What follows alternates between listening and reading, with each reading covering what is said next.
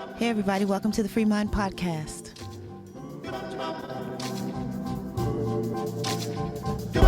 Are the stars out tonight? I don't know if it's cloudy or bright.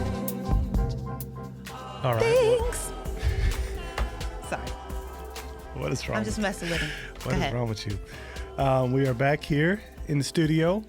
Another podcast. Thank y'all for joining us on today. Beautiful little rain going on in the background Nice here. little Drink a shower. little afternoon Quite brew. cozy. Quite cozy. Good afternoon. I got my wife back from the land of school, back into the land of the living. So welcome back, babe, to reality. Thank you, love. Oops, there It's goes good gravity. to be back. So anyways, I got my Mere Christendom book came in the mail, so I gotta read it.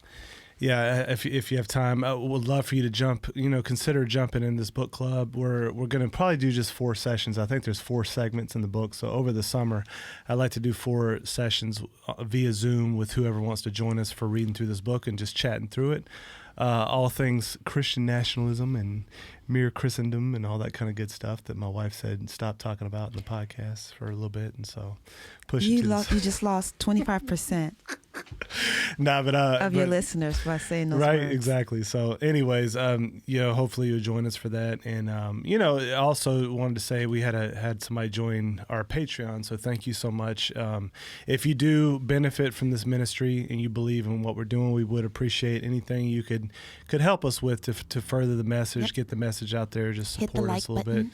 Hit the like button and join us on Subscribe. Patreon if you feel like that the Lord would have you support this ministry. We could appreciate it these days, as would help us just to continue to get the word out. So, anyways, today I want to do an episode on something. I think I briefly mentioned it to you. I don't even know if you're super familiar with it, but I thought it'd be a good case study on how the world works. So, part of what we want to do here at Free Mind is just make you hip to the enemy's playbook and his strategery. I like that. How he goes about stuff, so you can kind of pick it up quicker. It's like, playing basketball for many years, like when a good coach would teach you like how to read their offense quick or how to read the defense, like you can tell immediately like, oh, they're dropping into a zone defense, or what type of zone are they in, and then you make your adjustments on the offense quickly to whatever you perceive they're doing, right? Yeah.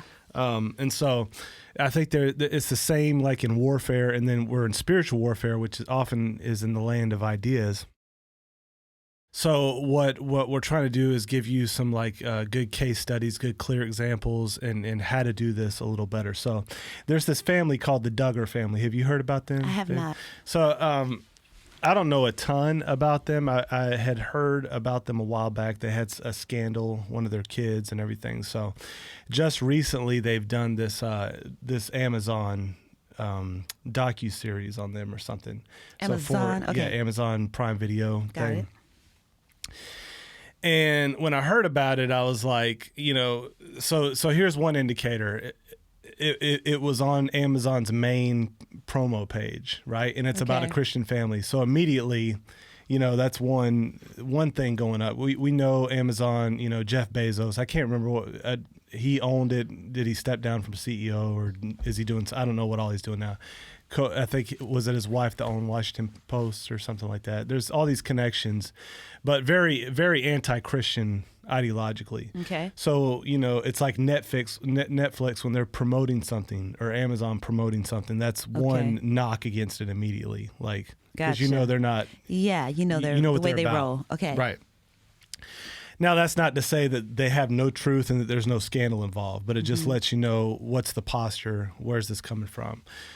So I did look up the Duggar family, and I'm gonna pull this up. If you're watching us on YouTube or Rumble here, you'll be able to see it. If not, you could just listen and follow along. But let me go over here and pull this up. Duggarfamily.com. So I want you to see this. You'll see this for the first time, babe, and I want to get your impressions. So you see the Duggar family here, ministries and resources. Life-changing resources, ministries, building God's kingdom all across the world, okay? I'm not going to go through the whole website here, but let me go to the Meet Our Family spot. And I do want to read, maybe I'll have you read this. Are you good to read that, some of that, babe? Let's see. Do we want to start up top? Yeah, let's start with this. How it all began. Okay. How it all began. In December 1983, Jim and Bob, it says, no, because I know you ain't from the country. So Jim Bob. His name is, sorry. Yes. I'm trying to read it. I had to translate for my Chicago wife here. So Jim Bob, this is Jim Bob writing. This is Jim Bob writing. Yeah. You are so funny. Okay, in December 1983, Jim Bob, spent about $350 on a ring, and on Christmas Eve got down on my knee and asked Michelle to marry me. She excitedly said yes. 3 months later, however, a new job for Mr. Ruark meant that he, his wife, and Michelle would move to North Carolina as soon as Michelle graduated from high school in May. I couldn't stand to think of Michelle leaving, so I asked her dad if we could get married that summer. I used my best salesmanship to remind him that I was working at the grocery store and also had my real estate license. I was buying a little $19,000 house, and I loved Michelle with all my heart.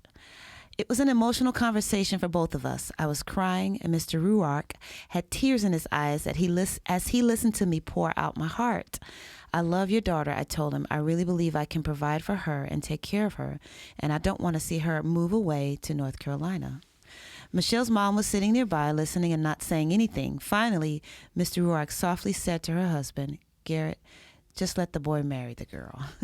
Yeah, and so it's kind of got an old school feel. You see a $19,000 house. That was back in the day. You can't get a trailer for that now. You can barely get a car. Right. So, but yeah, keep going. All right. We were married on July 21st, 1984, 3 months after Michelle's high school graduation and 3 days after Jim Bob's 19th birthday. I would turn 18 that December. Our wedding was sweet and simple, and we did most of the preparation and decoration ourselves. We got married in our church where our pastor officiated our ceremony. At the time, our church was still being built, so we were meeting in a big gymnasium for services. We actually got married in the hallway of the building that we had set up, folding chairs and used as pews. We did the exact same thing when we renewed our vows 25 years later. I wanted to do as much as I could myself as a way to save money and keep the expenses reasonable. Another special touch was wearing Jim Bob's mother's wedding dress as my dress. Everything we did for our wedding was inexpensive, but perfect for us. We wanted to spend our money on our honeymoon. Thanks. Sorry, I went forward before you. Let me finish. After returning from... Well, it's not much longer. I just want to get in the flavor of their family and how they got into this. They're gonna summarize and kind of move quickly here. You got it. After returning from our honeymoon in Mount Nebo, we were looking forward to being at our new house together. It was a small fixer-upper house, about 900 square feet total, and Jim Bob got such a good deal on it. We spent the rest of our honeymoon fixing up our little house. Jim Bob had moved in a month before the wedding, but I didn't move in until after we were married, so this was our first time living together. There were no doors on our kitchen cabinets, and the place needed a lot of work, but that was okay. We were living on love, and it was so exciting. It was just so precious to be in our own house together for the first time. Jim Bob was really being a great husband and working on the car. I remember thinking, oh, how romantic. He's at our house and he's working on our car. It's funny, the little things that you just hold dear to your heart forever. Yep. And I want to, so quickly here, becoming parents, they first got married. I think she went on birth control and they lost a baby. And it was due to the birth control. They didn't know at the time that they could even get pregnant, but something with that, it ended up losing it. So that kind of threw them on a path to, I think, researching and kind of looking into this stuff. But this section's called Miscarriage, then Blessings. So I'm going to let you continue reading there if you don't mind, babe. Then the unexpected happened, followed by the unthinkable. Michelle got pregnant, and even though she was still taking birth control pills, wow. We thought that was impossible, but we were surprised to find out different. Between her second and third month, Michelle miscarried. When the doctor told us the miscarriage probably happened because she had conceived while still on the pill, We were devastated. Through this difficult time, we began to read in the Bible that children were a blessing and a gift from God. Psalm 127, 1-5. We ask God to give us a love for children like He loves children, and to forgive us for not desiring to receive His gifts. It was then that we asked God to give us as many children as He saw fit. A year later, God blessed us with twins, and then another baby, and another, and another. Right. Those pictures. Amazing. All right, keep going. Sorry. It is an exciting adventure following God. We certainly never expected to be on television. In 2002, a photo of our family walking into the polling place during Jim Bob's run for U.S. Senate ended up being printed in the New York Times. So I guess, so Jim Bob was running for Senate in 2002. If you're looking at this, you can see these pictures. It's a massive tribe. Massive family. I can't remember how many there are, but maybe they say up here, but... So this picture makes its way in the New York Times. Continue there, that photo. That photo led to a story about our family published in Parents magazine. Someone at Discovery Health Channel saw the magazine article, and we soon got a phone call asking if they could do a 1-hour documentary about the logistics of raising 14 children. 14. Jeez. We felt that it was an opportunity to share with the world that children are a blessing and a gift from God. Around that same time, we also realized we were outgrowing our home. Since we were committed to living debt-free, we made the decision to begin building a house ourselves. We loved getting to work alongside each other as we learned different aspects of construction from many friends and hired professionals. It was during this time that a television network began regularly filming the things we were doing together as a family. Little did we know we would soon be featured on what would become one of the longest-running reality TV series in history. We were so thankful for the Figure 8 Films crew. They have become like family to us. They have invested their time and energy into our lives and have been so patient. Yeah, so they did, which I didn't know, they did this reality television series, and it was the longest running. And so I think that's where I must have heard of them. You can see there again more pictures with all of them and their kids and grandkids. Where we are now. Will you read that? Fast forward. Okay. Fast forward a couple of years, and here we are. We have been blessed with 19 children, 10 boys and 9 girls. Our nephew Tyler, sons and daughters-in-law, and new grandchildren arriving every year. We will be the first to say that we are far from perfect. We face challenges and struggles just like any other family. But through it all, our desire has been to make Christ known and for others to see that the Bible truly is the owner's manual for life. Over the last several years, people have said to us, "We love your story." We have always responded, "It's not a show, it's our lives." Our desire in opening our home to the world is to share Bible principles that are the answers for life's problems. Yeah. And so in this last section says, God's not done with us yet. He continues to work in all of us. And our family love most assuredly multiplies. Duggar-style multiplication includes not only more children, but also new adventures, unexpected challenges, ongoing creativity, and an increasing faith in our Lord and Savior Jesus Christ. As you discover the challenges our family faces and the simple life principles we teach our children from God's Word, you'll realize that what works for us can work for you too. So, what vibes do you get so far, just in general? Just from goodness, wholesome. Yeah, kind of a beautiful, wholesome, old school. Like, yeah, no frills, just simple life, rich, just. Yeah, good. Like, kind of, I would say, like, when I read that, I was in there, I guess they're in Arkansas or were in Arkansas or something like that. Sure, yeah. But it's kind of like what many people are encouraging families to go back to in a lot of ways right now because of all the craziness. It's raise your kids, have a big family, this kind of thing. They have a blog. They have here's resources.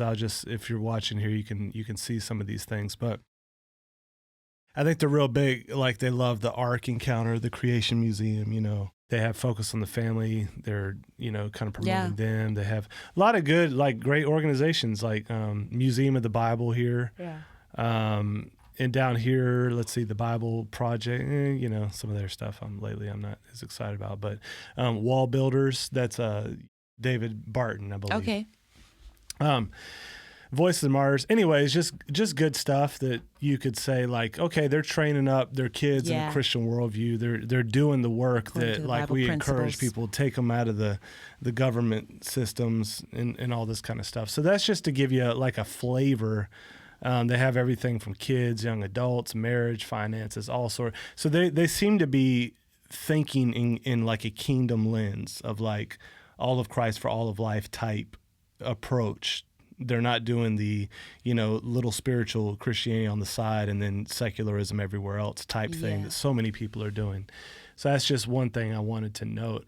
I'm going to go over real quick to this Amazon, see if we can find it, and just I want you to see like what they're if I can find it. So they were promoting it up here yesterday when I looked. But I'm going to type this in now, the Duggar Family. And I think it's actually called Duggar Family Secrets? Shiny Happy People. So okay, so we got Amazon. Now I want you to read this. I want to read this. Okay. What they're tagging here, okay? If you want to grow in your confidence in knowing what you believe and why you believe it, if you want to ground your faith in biblical Christianity and step into who God has called you to be, I want to tell you about a great program put on by Impact 360, and it's called Propel.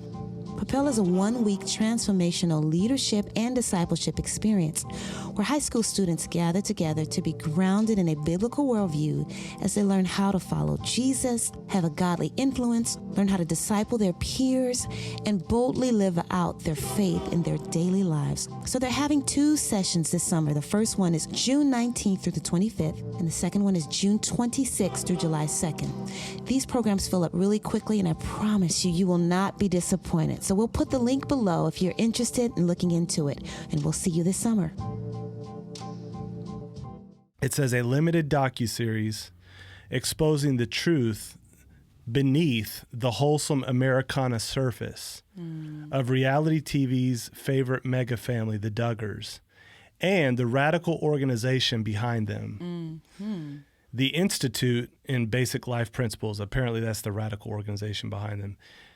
As details of the family and their scandals unfold, we realize they are part of an insidious, much larger threat already in motion. Wow. And what does this last phrase say? With democracy itself in peril.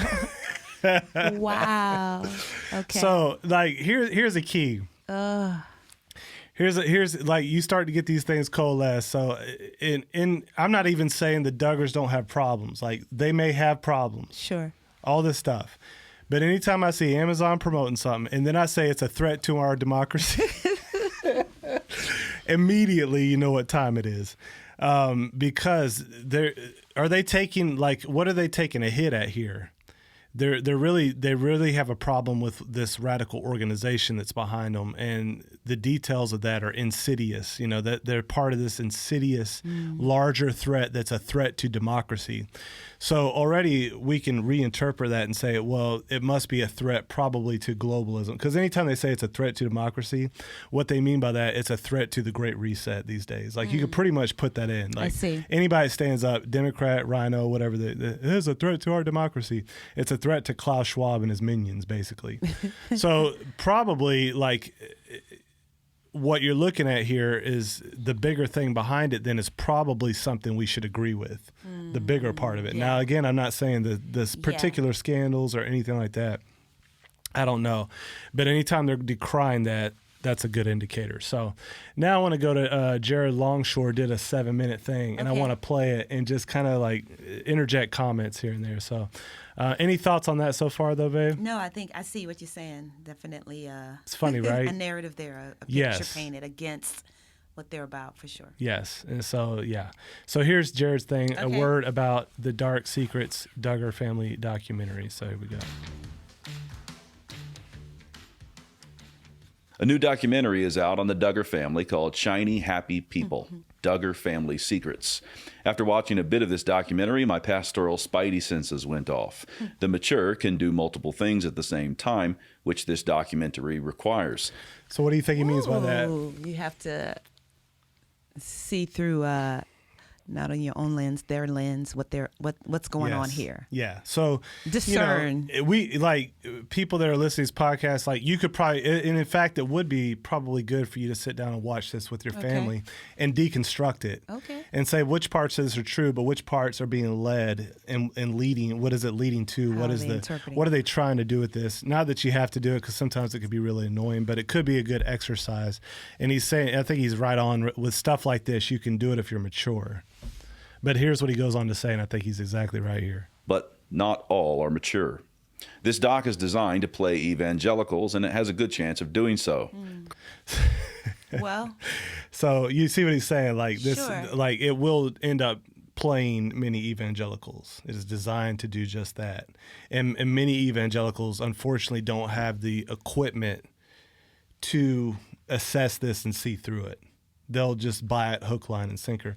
Another example of this that I didn't, and if you listened to this and loved it, I don't mean to insult you, but there was a documentary, or not a documentary, a podcast about Mark Driscoll. okay. And people loved it. It was the rise and fall of Mars Hill or something like that. And the reason I think, they supposedly went into all his background, he was a guy that was like really preaching hard and preaching, this masculine kind of thing. And he ended up kind of being off on some issues and getting in trouble, like maybe abuse of staff, stuff like this. I don't even know if it was women abuse involved. I'm not sure of all the details, but immediately when I saw that Christianity Today was putting it out, I was like, oh, this is, they're a source I don't need to hear that from. Like I would rather get it from, I'd rather pull the facts out, or I could listen to it and kind of discern, but I could tell that if you're not hip to what's going on and what Christianity Today is about right now and what they're doing, then you won't catch all the narrative that they're infusing in it all the time and the bigger picture that they're trying to bring about. And then when I saw they were putting people like Josh Harris on the podcast, so I don't know if you remember him, my kid's dating goodbye guy, who Joshua deconstructed Harris, his whole faith and went LGBT. Like they were having him as a voice on there at one point. Sure. And not to say that it's all false. It's just you need to know like what's the narrative here. Like here's this article promoting the vaccine, and at the bottom you find out they're sponsored by Pfizer. You should be skeptical of not necessarily every data point, but you should be aware that they're being paid by that company to be an apologist on its behalf. Okay. And that just should clue you in. So Kristin Dumais, the author of Jesus and John Wayne, How White Evangelicals Corrupted a Faith and Fractured a Nation. sorry, I do have to. I won't keep pausing it this much, but so he's saying here that this lady that wrote Jesus and John Wayne, and the subtitle was How White Evangelicals basically corrupted the Christian faith, and by voting for Trump and doing all this kind of stuff. Okay. So she's like, if you're interested in reading like a quick synopsis of her book from a critical perspective, Samuel Say wrote one at Slow to Write, and what I've seen of the book, it's like it's really, really low grade, kind of a screed against anybody that's standing for conservative principles, that uses these extreme cases to present this picture that anybody supporting Trump is a white supremacist, or it's that whole kind of thing. So she makes some appearances on this documentary, which should be your third flag in this. Okay. So I'm rewind that just a skosh here. Designed to play evangelicals, and it has a good chance of doing so. Kristin Dumais, the author of Jesus and John Wayne, How White Evangelicals Corrupted a Faith and Fractured a Nation, makes an appearance or two. And Russell Moore has already taken this documentary as an opportunity to lament that the young homeschool Christian boys are training in rhetoric and political philosophy. If they keep that up, then they may end up clerking for Supreme Court justices or something, and, well, Russell wouldn't want anything like that happening. So another one, and we've talked about this now, but Russell Moore, just pretty much anything he says these days, I can say, okay, the opposite's true. So he says A, I can conclude not A. All right. So he's in line again with Kristin Dumais on this point, and like, oh man, these kids are learning rhetoric. They're going to, I don't know exactly what he said, but he's saying he was decrying the fact that these kids are being raised up to go into society and impact it from this perspective. So that's another flag you can put up. This documentary is also the kind that can put a damper on the spirits with cloudy, unhappy people, ensuring viewers that the Duggars were faking the shiny, happy people thing. The ethos is something like, let's just all be miserable together. There are better things to attend to, and thinking about whatever is true, honorable, right, and pure comes to mind, Philippians chapter 4, verse 8. Nevertheless, this swampy documentary is out there, and my gut says evangelicals are watching. So here are a few points so that you don't get stuck in the muck. Gothard problems. First, let me say right up front that the IBLP Gothard world is a well from which you don't want to drink. I don't know much about the ministry, but what I have seen is enough to say that there are significant errors and problems going on there. So in other words, I think they were influenced, or I don't know, under the teaching of this Bill Gothard guy, maybe that's the organization they're talking about that's insidious or whatever. And he's saying, he's just making a note up front, like he's not supporting Gothard in his viewpoint in this. He's saying there's things there that he's not in line. Yeah, they're off. So okay. just making that clarification. Again, for those who are going to set their hair on fire about the point coming in the next paragraph. As the apostle wrote with big letters once, I will put it in italics. Albeit I only have a little knowledge of the Bill Gothard movement and teaching, it is nevertheless clear from that little bit that you do not want to be covered in the dust of that particular rabbi. The Duggar documentary addresses the sexual sin of Josh Duggar, who was convicted of child pornography and is currently in prison. This sexual perversion and other kinds of family structure problems, child rearing errors, and sexual mishaps are laid at the feet of the IBLP in the documentary. And this leads us to the heart of the matter. LGBTQ+ has no light at all. Whatever the corruptions, anyone friendly to LGBTQ+ has nothing to say to the dark secrets of the Gothard-Duggar business. So that I think is one major point. Whenever secular or Christian organizations do something where you're meant to clutch your pearls and pull your hair and run around like, oh man, this is so awful. Mm-hmm. Do they have any connection whatsoever in supporting the LGBTQ ideology? If they do, they have absolutely nothing to stand on to shed any light on anything. Completely lost credibility. And he'll really drive that home. But that's an excellent point to make. Like, even if Bill Gothard and that organization, like he's saying, is not something you want to be drinking from or getting your theology from, consider the source of this opposition, and do they have any light to shed on the situation? Everyone is pearl clutching about Josh Duggar's sexual perversions, while Mr. Biden just hung the sexual perversion flag on the White House, centered between two American flags. I am not a fan of sexual corruptions wherever they are to be found. Anyone who stands against sexual perversion is welcome to state an opinion on the Gothard-Duggar situation. The microphone is open. We Reformed Christian types, the kind who still think Big John shouldn't shower with your local high school girls volleyball team, are happy to take questions. But if you think that the sexually perverted should be in the White House, then you don't get to decry the sexual perversions of Josh Duggar. You have the plus sign at the end of that LGBTQ. You have open marriages and minor attracted persons right there alongside the L's, G's, and B's. You have... So does that make sense so far, what he's saying? So you have the plus sign on this, right? Which you've seen in the TED Talks. There's that lady who's trying to argue to soften pedophilia and talk about minor attracted persons, and basically make the same argument that they made for LGBT folks, that they can't help having those desires. So we shouldn't beat up on. They've made that argument already for minor attracted persons on mainstream platforms, and that's kind of where they're moving. So if you hold to that ideology, you support that, you put the flag on the White House, then don't act like you have any moral authority to come in and decry this thing with Josh Duggar.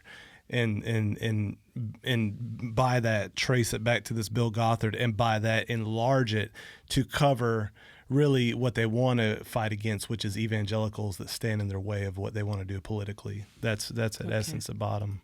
Men entering the little girl's dressing room and changing with them at Target. You cannot high-five Josh Duggar for what he did and be upset with him at the same time. You cannot want to get Josh Duggar out of prison and make him chief advisor to Mr. Biden on sexual matters in the United States, and at the same time shun him and his family for his immoral sexual practices. I mentioned that this documentary is designed to play evangelicals and has a good chance of doing so. So this second point is very much for those evangelicals. Those behind the Duggar documentary are not your friends, and they are not more sexually pure and morally upright than the Duggars. It was something like 4 or 5 years ago when the liberal Lutheran lady encouraged all of the evangelical ladies to send in their purity rings so that she could melt them down into a vagina. I recall that some Christians at that time took this as an opportunity to point out not the problems with fashioning an idol in the form of female genitalia from purity rings, but the problems of purity culture. The Duggar doc. So that, Yikes. so that really happened. That was a female bishop who was having What? all these women, or encouraging, send in your purity rings. We're going to melt it down and make this vagina statue or whatever.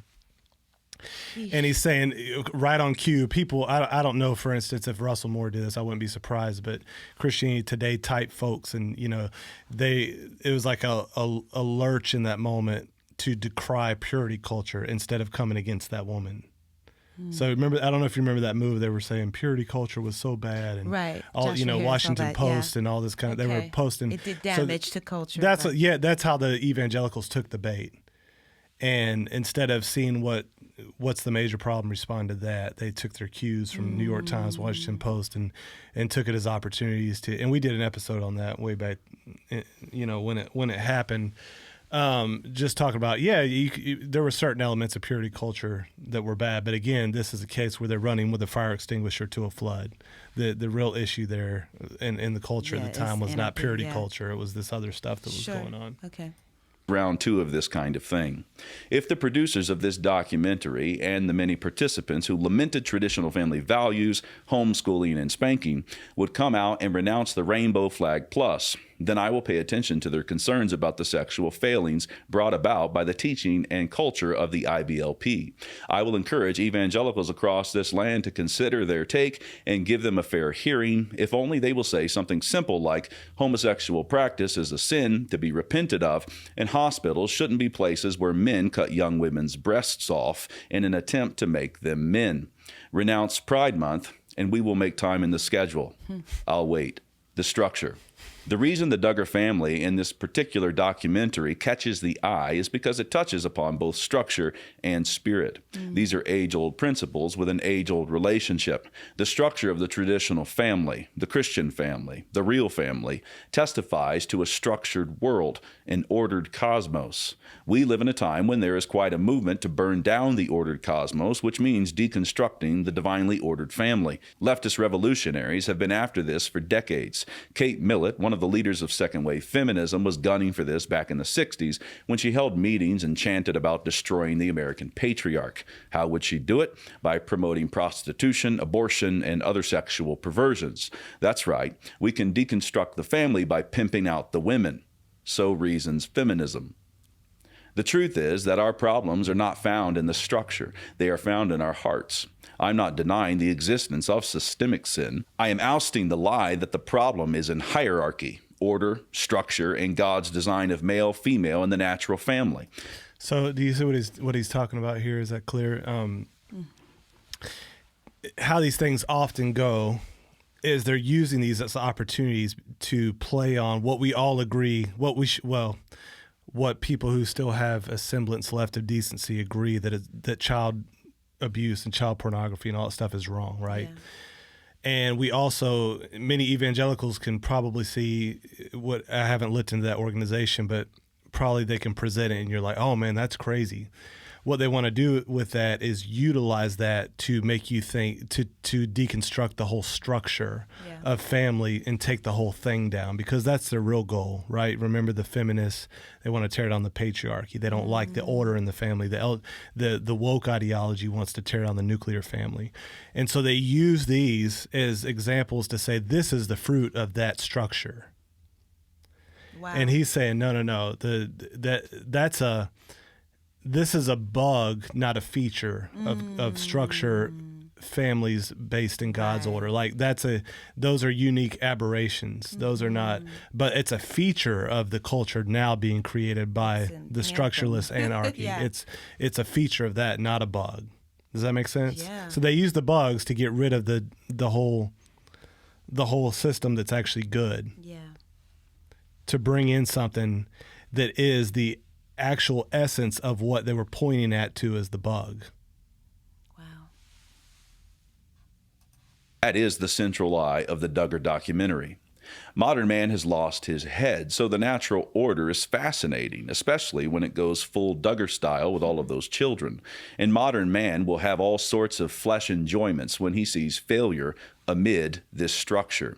Carnal man likes to see people fall while attempting to adhere to the Creator's design. It makes him feel better about himself for all the ways he has fallen short of that standard. This is where hot gospel will do you better than peering into the dark secrets of the Duggars. The truth is, God made them male and female. A wife is to submit to her own husband. The husband is head of his wife. Sex belongs in marriage. Children should obey their parents. Boys are boys, girls are girls, and homosexual practice is contrary to nature. We have made a mess of this order, and then we have blamed it on the order. But the problem is our devious, corrupt hearts. The problem is that we are dead in our sins. It is for this reason that Christ was born of the Virgin, that he lived a righteous life and died on a cross, taking the sins of his people to the grave. You have two options. Ease your conscience by objecting to God's created order, or repent of your sins looking to Jesus Christ. The message is simple. The dark secrets you wanted to find in the Duggar home are found in your very own heart. There is one way to deal with them. You must be born again. Ooh, that's powerful. Isn't that good? Wow. Yeah, man, that's. I think that was just such a good. That's why I wanted to bring this case up, because I think it's a perfect case of exactly what he said, man. People love to peer into the dark secrets and blame it on the structure itself, because really at bottom they hate God. Sure. Makes me think of Karl Marx's comments about the Holy Family and the structure of the family. It's like they want to tear down both the Holy Family and the family. Yeah, and man. So, they jumped on this opportunity to not even highlight. I haven't seen it, so I'm not sure what they've done, but it's par for the course. It's what they do. They love to make anything of the church look bad to tear down church. Right. Anything of the family look bad to tear down family. And so it's a pattern. It's a pattern. We should see it by now, right? That's your point. We should know their plays. Yes. So I don't, and again, that's not to ratify everything they did or Bill Gothard. I don't know anything about his stuff. Like we have to test everything by the scripture. But that is to say, like, once you get how they play this game, like, I don't care anymore about what Amazon thinks or, Washington Compost or, Communist News Network or any of these guys, even Fox. Like, it's like, you know what time it is. These people aren't about truth. They're going to utilize whatever they can, like gangsters, to try to trick people and pull them into these schemes, because ultimately they're just against God and his created order. And so, just whatever you do, you get in conversations. I'm sure this is going to come up because this thing's been blowing up. I've been seeing it kind of float around. Watch it then. And just know what they're doing, know what game they're playing. You can watch it if you want. Like he was saying, it's kind of shiny happy people made let's all be miserable together, kind of sense. But I think that, we just, like, we were just talking on a podcast earlier today doing an interview, and it really hit me. I was like, you know what? We really do have to just not care at all. You've taught me that too. Like, whenever you're dealing with critiques and criticism, you chew the meat, but you consider the source too. Are they credible? Yeah. Do they have a leg to stand on, and should they have say at all? There is an element of that where, we ought not listen to everybody, and in regards to things we know that we hold true that are biblically based.